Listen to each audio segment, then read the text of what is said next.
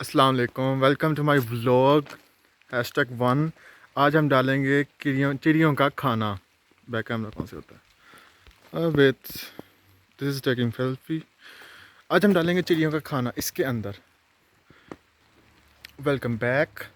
ये आप देख सकते हैं, मेरे बैक कैमरा करना नहीं आता, ये अंदर से फुल खाली हो गया। और आई विल शो यू, ये 2 पैकेट हैं 2-2 किलो के। ये मैं अंदर डाल के आपको दिखाता हूँ। Welcome back. ये मैंने डाल दिया अंदर चीज़ें, और ये जो पानी था ये चिड़ियों का, ये सारा जम गया हुआ है, तो इसका पता नहीं क्या करेंगे।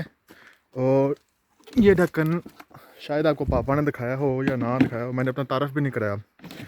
मैं हूँ अरसलान हैदर, जुल्करनैन हैदर का सबसे छोटा बेटा। और ये इस तरह बंद कर देना। और पापा ने पता नहीं बताया कि नहीं बताया, पापा ने ये लकड़ी का बनाया है, क्योंकि यहाँ पे ठंड काफ़ी होती है, तो लोहे के ऊपर चिड़ियों के जो पंजे होते हैं वो चिमट सकते हैं, इस वजह से ये सारा लकड़ी का बना हुआ है, लकड़ी या प्लास्टिक। और बस यही है आज के लिए, व्लॉग 1 के लिए।